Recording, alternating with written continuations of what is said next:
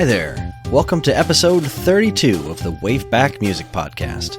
Today's episode is our Halloween Spooky Special 2. Enjoy.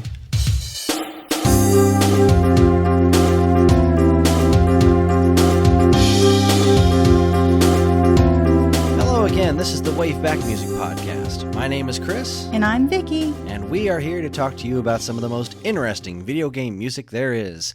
It's Halloween! Or at least it will be the day this episode is released. So Vicky and I have decided to keep tradition alive and do another Halloween spooky special. We've each picked 5 tracks that are excellent for getting you into the Halloween spirit. We'll talk about the specific composers and games as they come up, so let's waste no more time. Get right to business. Vicky, how the heck are you? I'm doing great. How are you? I am tired. As we all are. Yeah. Since the last time we recorded, I had a baby. Not me personally, because I am male, but my wife and I welcomed our very angry daughter into the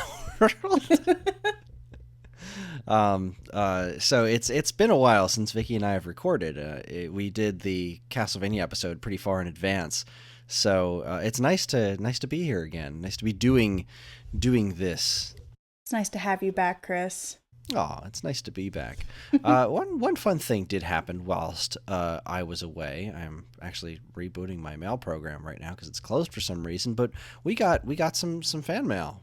We had somebody send us an email. I could cry. Aw, it's from a gentleman named Jamie Hill, or Jaime Hill. I'm not going to go ahead and assume that I know how to pronounce your name. I'm just going to say that it looks like Jamie Hill to me, so that's what I'm going with. So Jamie writes, I love the show. I've listened to SAG since maybe February, and it's great. Way too much cussing, like for real, but entertaining. I agree with you, Jamie. We are quite the potty mouths on the Stone Age Gamer podcast. I was just telling my wife that I wish IGN did a podcast, and most of my subscriptions are IGN, just on video game music, especially old music. And this podcast scratches that itch. I have only one request. I'm the type who would freaking love to lay down and just listen to this uninterrupted, so after your wonderful commentaries, which I enjoy, could you possibly add at the end of the show an uninterrupted stream of all the songs of each episode? Because I really want that. Thanks for your hard work, Chris and Vicky. I totally spelled that wrong, I'm sure. And he spelled my name right. He spelled you V-I-C-K-I. But you know what? That was very close. It was very close, and we appreciate it. We appreciate you writing in. I did have a back and forth with Jamie, and unfortunately, I've been advised to not just post the music all by itself because we could get into some trouble for that. So I am sorry that I can't do that for everybody, but we will continue to do the podcast the way we're doing it now and be very thankful to anybody and everybody who writes in to tell us that they're listening, because it warms our hearts. It warms my heart. That's really nice. Thank you for writing literally anything to us. It could be hello. I'd be happy with that. Well, let's go from happy to horror, because that's what we're here for, to scare the pants off of everybody. Oh. Anyway, so Halloween Spooky Special. We each picked 5 tracks, so I'm going to go first. My first track is called Lost Ancient Ruins from The Legend of Zelda: A Link to the Past for the Super Nintendo Entertainment System. I'm sure people have heard of this game before, and its composer, who is the legendary Koji Kondo, who is the guy who does the music to the Zelda games and the Mario games, and is pretty much one of the most legendary composers in the history of the medium. So, we're not going to spend a whole lot of time talking about Koji Kondo because we all know him, we all love him. Let's listen to some of his music. This is Lost Ancient Ruins from The Legend of Zelda: A Link to the Past.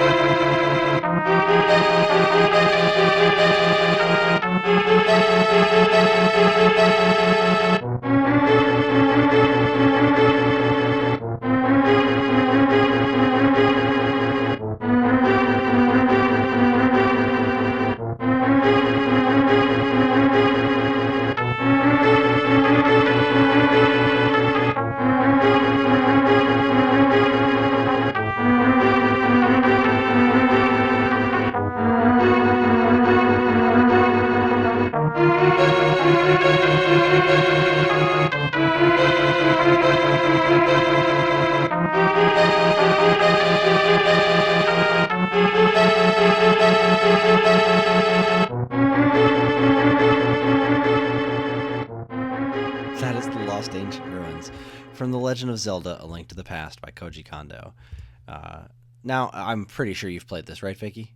Yes, I have. This has always been really haunting music, and I've always loved it quite a bit. The original dungeon theme in the original Legend of Zelda was really haunting. So when it came back around to Link to the Past, because Zelda 2 was a pretty different experience. Mm-hmm. Man, when it came to Link to the Past, and you get to the first dungeon, and this creepy music shows up, it's always just kind of made me feel. It's a very desolate song. Always made me feel very ooh. Yeah, like right from the beginning, it has like I don't know what that would translate to. Maybe some kind of horn instrument. It's a very haunting horn instrument. Yeah, I mean, it's like, I think it's supposed to start off as like some really low strings, Mm-hmm. and then it goes into that kind of trumpet solo. It's very lonely sounding. Mm-hmm. It's a very lonely sounding song. Super spooky. Quite. All right, we're moving on to track number 2, which is why don't you tell us what track number 2 is, Vicky? Okay. Track number 2 is from the Shovel Knight original soundtrack. It's La Danse Macabre. Macabre? Macabre. Yeah. Yeah, let's say that. I think the RE are silent. Oh, yeah. It translates to Dance of the Dead. It plays... Oh, it's the 25th musical sheet you get, and it's found in the Lich Yard. It is also the song... I mean, it's the theme song for the Lich Yard, which was one of the hardest levels in that game. Agreed. Oh my god. I had to have my friend play for me, because, like, I went to her friend's house. This is a little anecdote. I love anecdotes. And my friend's like, have you played this? And I'm like, only, like, certain in parts. So he's like, all right, you're going to play the whole way through, and I'll only help you if it gets too tough. So I sat there that whole night, and I was doing great. I found secrets he never even found. Nice. And I got to this level, and I don't know, I think maybe it was the flashes of lightning, but like, it was just too much for me. All like the jumping from platforms, and I couldn't see, and I was like, you know what, I'm going to pass it off to you. And it was a different experience just watching it being played, because I'd never seen this level before I had played myself. Mm-hmm. And it was just really difficult and spooky. Quite, yes, it was definitely spooky. Well, I will definitely say that I love Shovel Knight beginning to end. We're totally doing a Shovel Knight episode one of these days. Yes! Because the soundtrack is amazing, and it is by a gentleman by the name of Jake Kaufman, who actually did this track and the next track. Jake Kaufman is a just remarkably talented video game composer. He's been doing a lot of stuff recently. I think he's even doing stuff on Bloodstained: Ritual of the Night, which is coming out not next year. Year after, I think. It's a ways off, but anyway, let's go ahead and listen to La Danse Macabre from Shovel Knight by Jake Kaufman.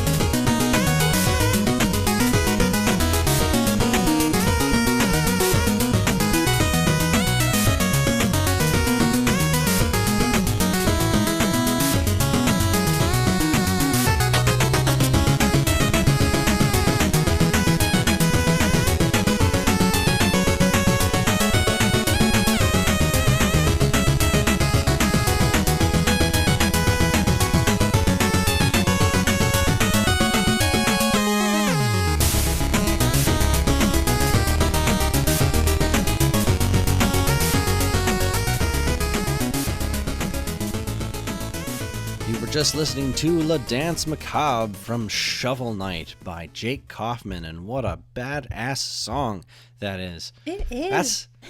That's like the different kind of remember when we did the Castlevania soundtrack, you were kind of surprised to hear that it was all like upbeat and dancey. Like, this is the kind of like awesome upbeat dancey but still spooky music that retro games were really well known for back then. And man, Jake Kaufman killed it with this soundtrack. Just killed it. I love this song. Actually, I don't know. It's like, this is one of my favorites. I have a lot of them. I do like the entire soundtrack of Shovel Knight, so it's... I gotta go Strike the Earth. Like, the main theme is just so good in Shovel Knight. I love that song. But yeah, this song was like not spooky, and I was like a little afraid because this is the first song that I really wanted on the spooky soundtrack, and I'm like, what kind of theme is this going to be? Is it going to be like spooky or like a spooky level, and I'm like, you know what? I'm just going to go with it. This is a spooky level. It's a spooky level. It works. But the song was so cool. Yeah. I love, like, you know, just the way he plays with the cut time, and he's awesome. He's awesome. And speaking of awesome, let's continue the Jake Kaufman train by listening to our next track, which was my pick. We're going back and forth, by the way, in case I didn't make that clear. Mm-hmm. So track 3, my pick, Transylvania from DuckTales Remastered, the cover done by Jake Kaufman. Now, last year I did the original DuckTales version of Transylvania, which is a phenomenal track, and I thought it would be really fun to just revisit this because this DuckTales Remastered soundtrack is so good. And seriously, Kaufman had a crazy just a crazy task set out in front of him to remake these legendary tracks, because the original DuckTales soundtrack is revered, especially the moon theme, and I think he knocked it out of the park.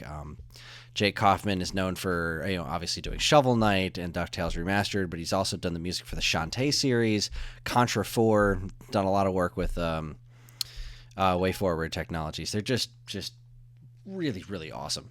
Really? Shantae also? Yeah, man. I'm still Jake Kaufman waiting on rules. that. Yeah, it'll come. It'll come. So let's listen to the very interesting and completely awesome remix of Transylvania from DuckTales Remastered, again by Jake Kaufman.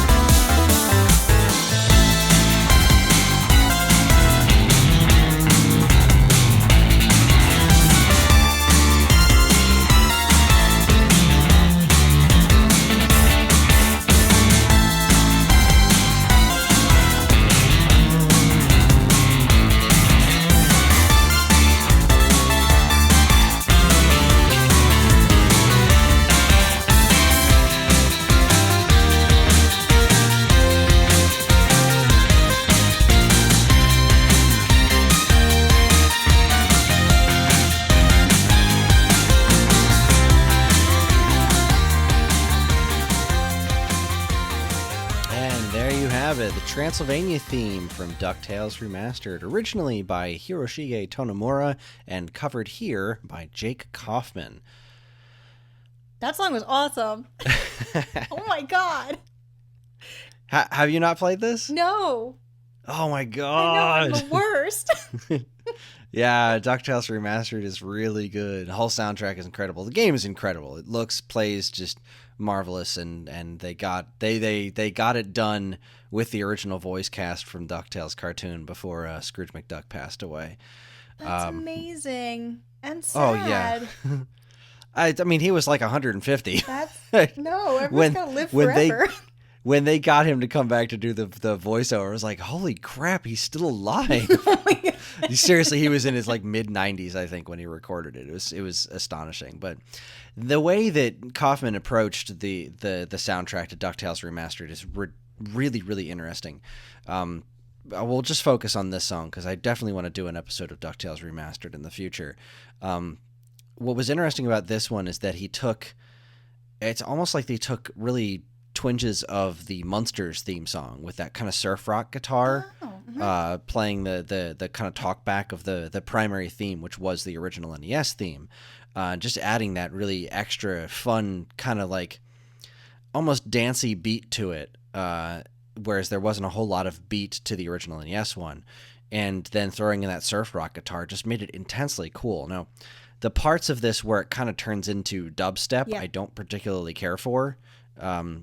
I don't know, it just throws the whole thing off for me, but the parts of it that aren't that are so good that I completely overlook it. This might actually be one of my least favorite tracks in the game, if that goes to tell you anything. Like, this soundtrack is so good. Tonomura's original soundtrack for the NES game is absolute top notch, and Kaufman just kills it.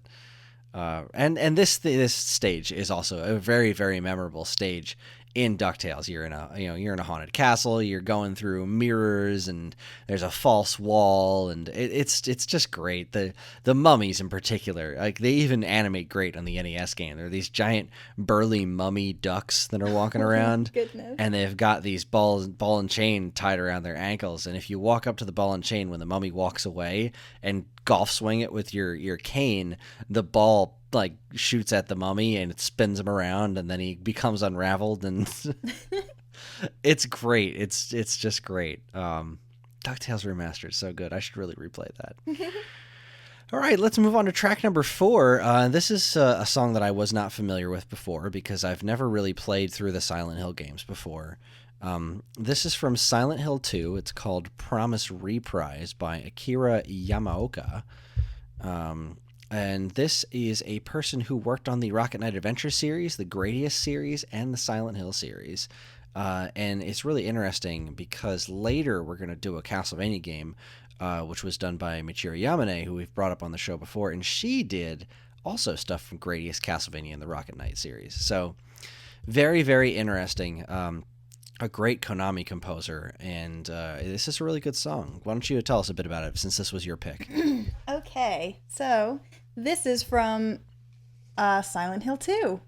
This plays in the Blue Creek apartments when James Sunderland encounters a suicidal Angela Orozco.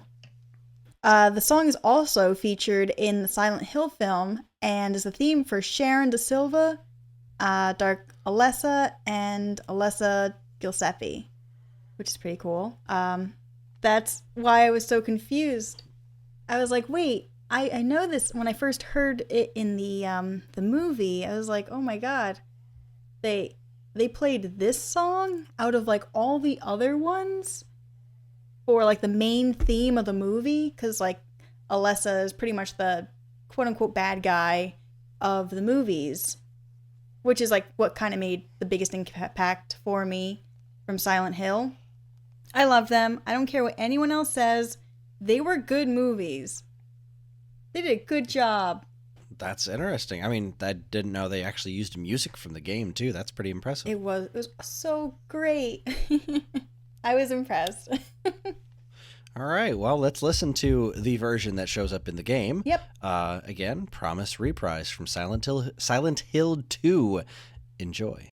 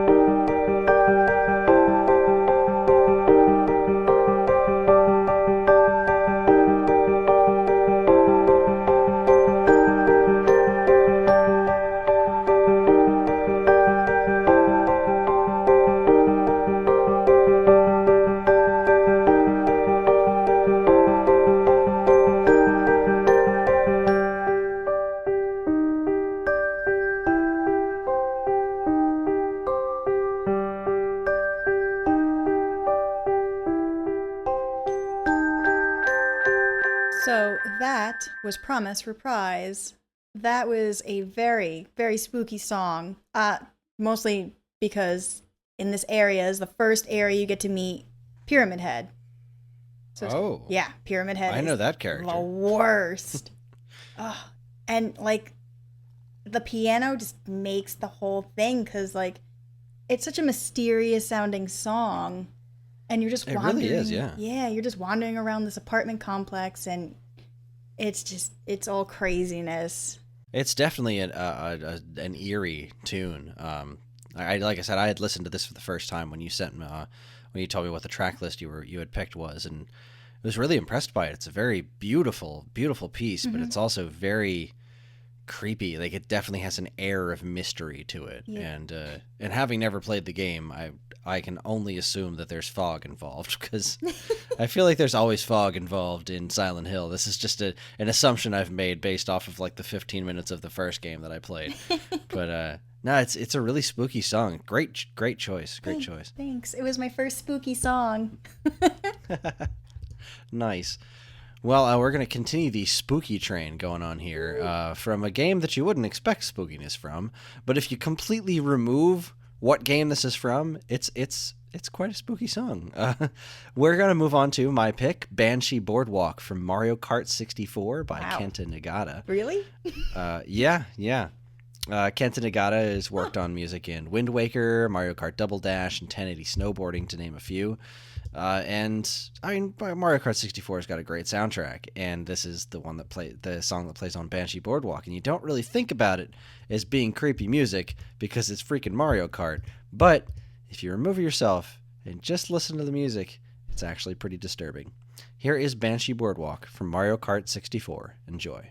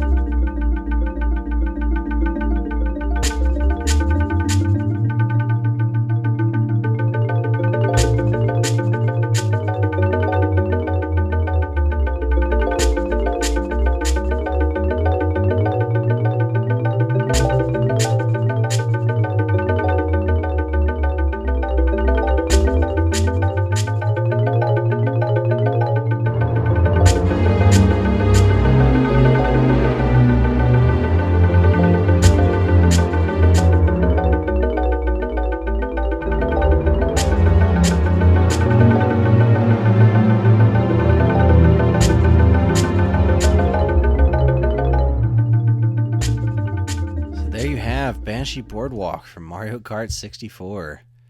That was weird. Yeah, it's a creepy little number. What's interesting about that track is that it's got all that weird little, I guess, vibes xylophone thing going on.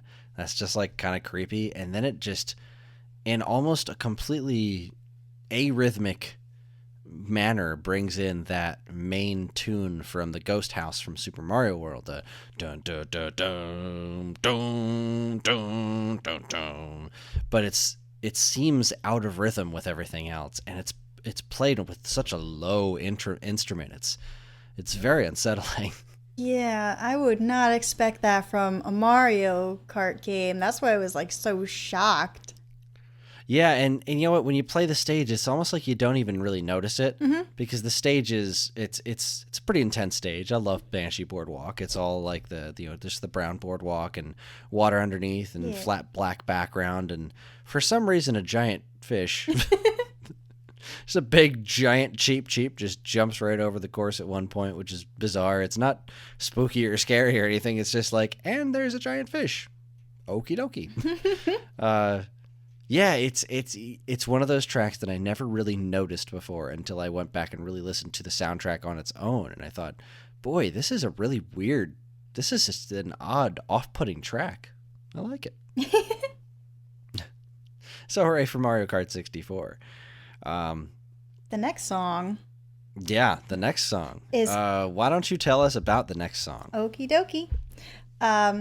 It's actually called Cohen Scherzo number 7, but sometimes it's referred to as Cohen's Masterpiece.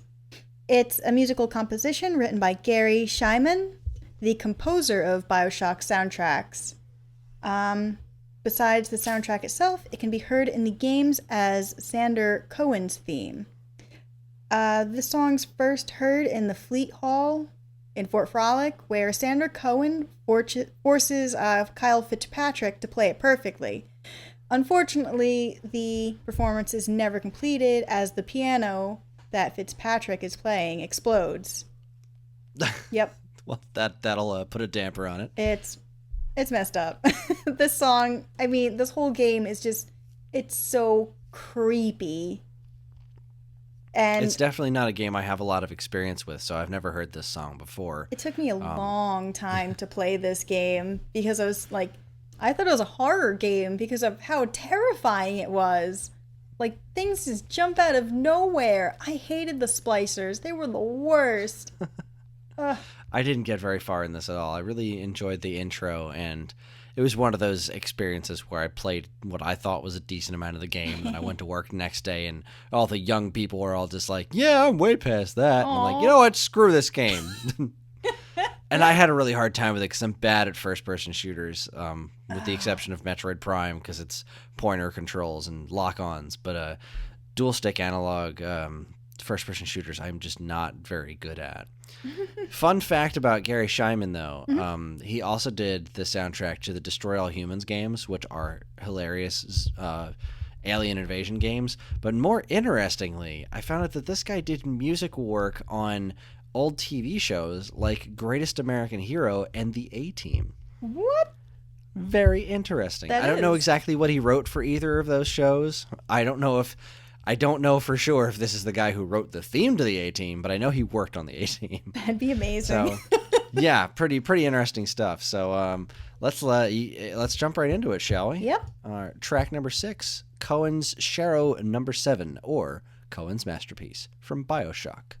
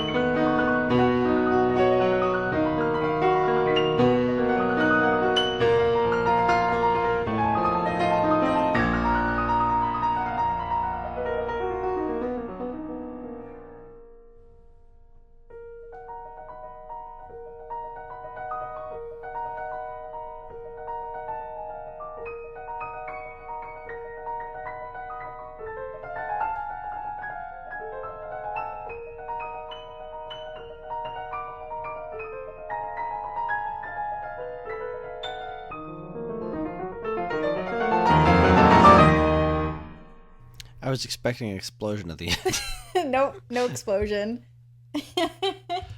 Real quick, no, Gary Scheinman did not write the theme song to the A-Team. That would be Mike Post and Pete Carpenter.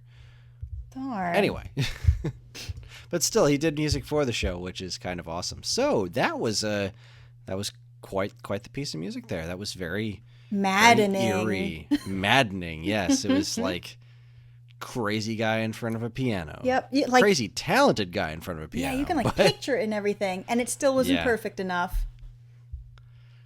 That's why he was blown up. The guy. Ah, okay, gotcha. Fitzpatrick. I understand. Yeah, I have not played enough of this game. It's okay. A little side note again. Scheinman was tasked with creating a piano concerto that sounded like the pianist was actively struggling while playing it. It did sound like that. Yeah, I would say he succeeded. That's like you could feel his hands heavy on the piano. It was amazing. Like his life depends on his playing well. Yeah, that was that definitely came through in the performance. That was a remarkable piece. Mm-hmm. Well done. Well chosen. Thank you. Good old BioShock.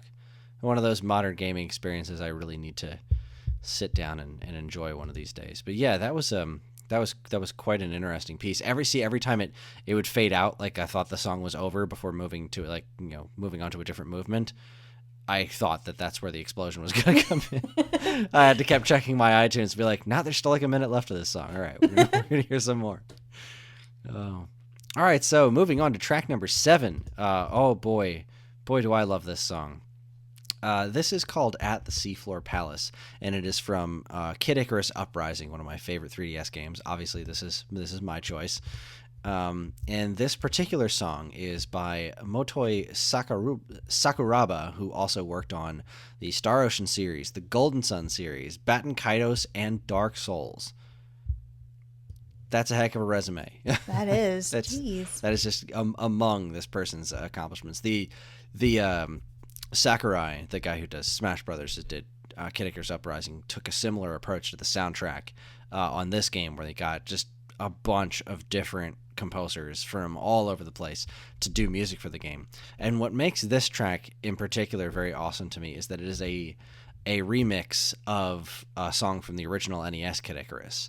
This is a kind of a redone version of, and much more complex version of, the music that used to play in the dungeons when you got to the dungeon levels in Kid Icarus. And I remember getting to this stage. The first half of this stage also features a remix of a great song from the original Kid Icarus, which is a Hip Tanaka soundtrack. You know I love Hip Tanaka joints. Some of my favorites. And this is a really, really great retelling of it. It's a bit long, but it is well worth it. It's just a great, great song. So here it is, at the Seafloor Palace from Kid Icarus Uprising for 3DS. Enjoy.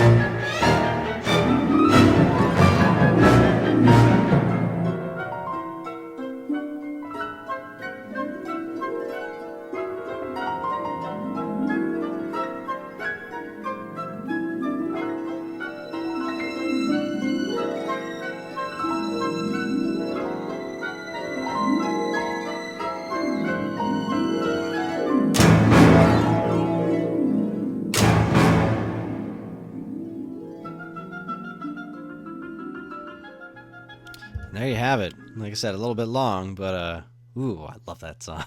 It's really nice. It sounded like a very playful song in some parts. Yeah, it's really interesting to listen to this in contrast of like knowing the original theme. It has an almost playful vibe to it, and if I remember this stage correctly, the boss also has a very playful vibe. It's like the god of death, but he's a complete goofball / shapeshifter. This game is so weird. I love this game so much. It's out of control how good this game was. Had some weird control issues on the stages where you weren't flying, but the script is so good, and the game's decently long too. But boy, oh boy, good stuff. And I really like how just weird this version of this song is, and how just oddly eerie and creepy it is. I liked it a lot. Puts a smile on my face. Yeah, it was a very fun song for me. Al, speaking of fun songs, the next track is another Vicky pick. Yay! It's from Undertale. Ooh. It's called Spider Dance. I've never played Undertale. Vicky, talk to me. Nope, I only played the beginning of it. I know, this is awful. This is the game I haven't played, but I love the soundtrack of it. It's weird. I've been purposely avoiding listening to most of the soundtrack because I haven't played it yet. Really? It's on my list of things to do. I've heard this song before. I've just heard it played before in places unavoidable. But yeah, I really want to spend some time with this game at some point. Especially. Should I have played it first? I don't think so. All right. I say you can enjoy whatever music you want. I'm going to enjoy the crap out of listening to this song right now, even though I have no soon intentions to play this game because I don't even know how I would go about doing it. It's very long, and I mean, I've seen my friends play it, and oh my goodness, the final boss, my friend was showing me a video, and someone was trying to get, like, no hits or something like that, or not get hit once, and it was the most difficult thing I've ever seen in my life. I mean, I thought Mega Man was hard.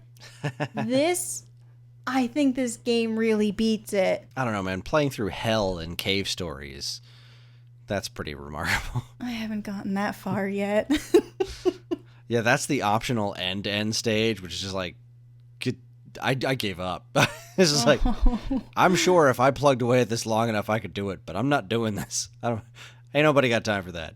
So let's see here. I have Undertale. some stuff.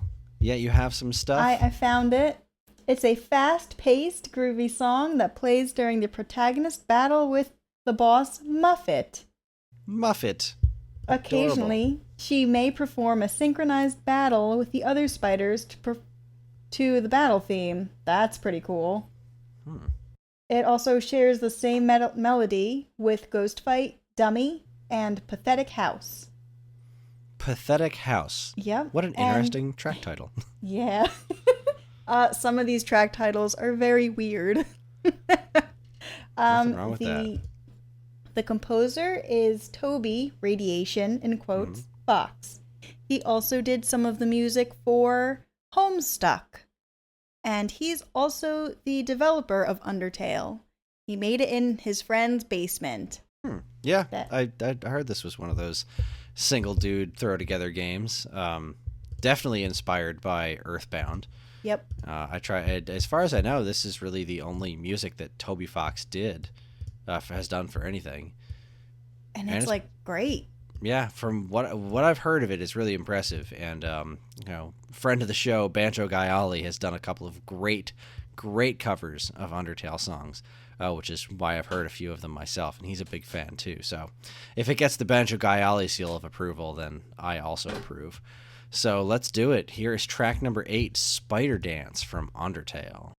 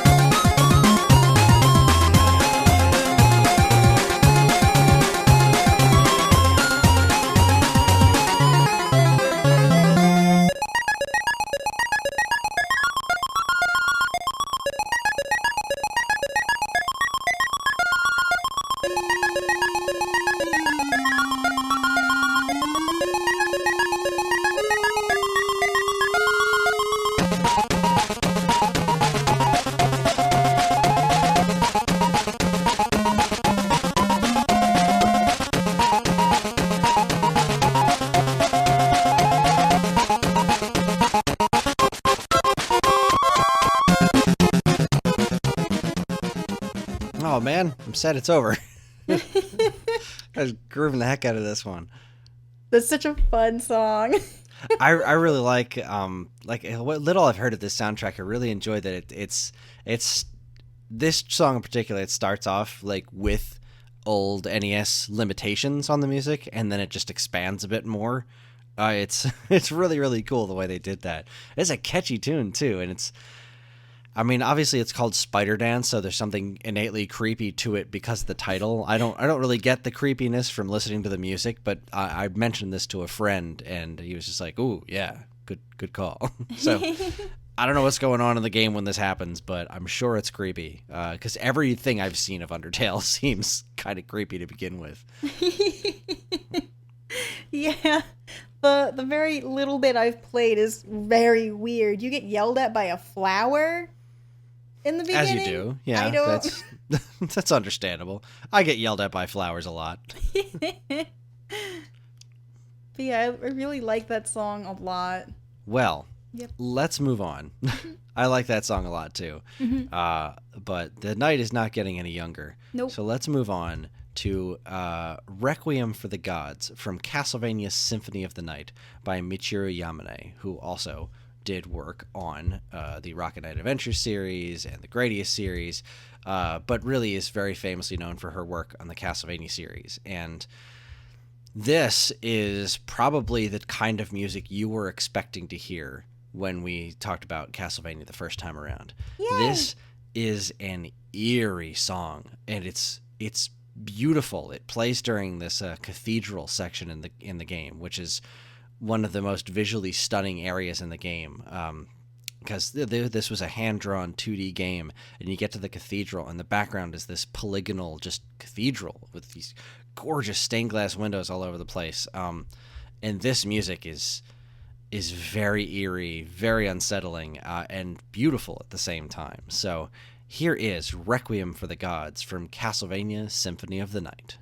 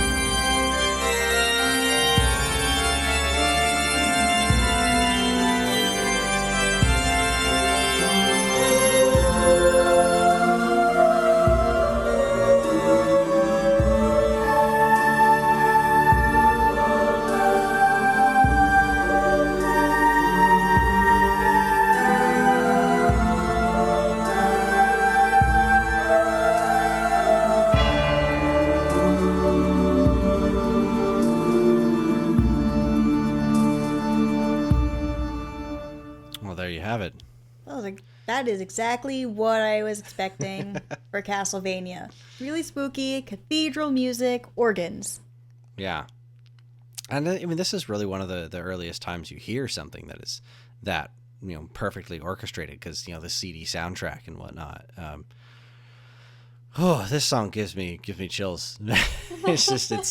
It's so perfectly put together, and it's really neat because Castlevania is an action game first and foremost a lot of the time, And when you get to this area and this really slow and creepy music plays, but it's still action. Like when that room I was talking about, the big cathedral room, when you get in there, this giant sword demon shows up that's like 35 swords that's just spinning around and chasing after you. And you're like in this relatively intense battle with the thing while this really calm, sad, ethereal music is playing in the background. It's a really, really interesting experience. This game is so good. Yeah, it's always weird when they have music like that during very intense scenes. Like, oh my god, this is throwing me off. What's happening? Yeah. Well, if you want to hear me yammer on a lot about Castlevania games, the Stone Age Gamer podcast is doing a 4-part Castlevania retrospective all month long. So go ahead and listen to that. We should be done those by the time you hear this podcast. So, yeah, Symphony of the Night, astonishing soundtrack, amazing game, and I'm glad. This was actually on my list to put on last year, and it just didn't make the cut because I had 2 other Castlevania songs in there. I decided not to put a third, so I'm glad I got to add it to the list this year. So, let's move on to our final track of the night. This is a Vicky pick. This is from The Legend of Zelda Majora's Mask. It is the Stone Tower Temple. Vicky? Yes. Tell us about this song. I hate this level. This haunts me to this day. This temple was the worst. I think this is probably just as bad, if not worse, than the water temple. Yeah, those are some big words, but you had to turn this temple upside down. There was a separate theme for it. Super cool. I remember this. And it was still so annoying. Oh my god. It wasn't scary or anything. It was just a pain, and it haunts me. The song itself is actually rather haunting, too. It is. It is a creepy song.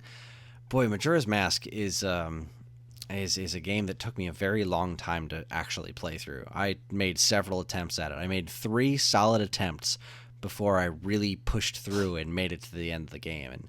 And that time that I did finish it, I came to love it quite thoroughly. But this is an obtuse game, to say the least. I still haven't actually put any time into the 3D version, which solves a lot of problems, particularly how butt ugly this game is on N64. This game is... This game is landfill. It's just so grotesque. That's rude. I'm sorry, man. N64 games have not aged well, and I thought this was ugly when it came out. I mean, granted, this game had the misfortune of being this, blocky mess with a soundtrack that seems to be largely comprised of really bad trumpet samples and bagpipes. It came out around the same time as the Dreamcast. And it's like, well, I'm sure this game is mechanically amazing, but Sonic Adventure looks really pretty. You didn't like the soundtrack to this game? You know what? I love the opening song. Mm-hmm. I love the Clock Town song. I do not care for the main Zelda theme remix, the retread that happens when you're running around on out in not Hyrule Field, in Termina Field. Yep. The first time I met Tingle, I was just like, "What the actual heck is this? What am I looking at? What is this horror in front of me?" But as you play through the game, it's really an incredible game. It's just that it's such an obtuse game, mechanically speaking. There's so much you need to break through in order to really understand it. And once you do understand it, you realize it's kind of a masterpiece. And I understand why some people like this game as much as, if not more than, Ocarina of Time. I'm not one of them, but I understand it. It's because it's really a remarkable game. I love Ocarina of Time. Wind Waker is my favorite, hands down. But if I had to choose between the 2 N64 games, I'd have to go with Ocarina of Time because I just love, the classic Link versus Ganon, and it's good stuff. But anyway, Stone Tower Temple. Let's listen to it. Track number 10. Here we go.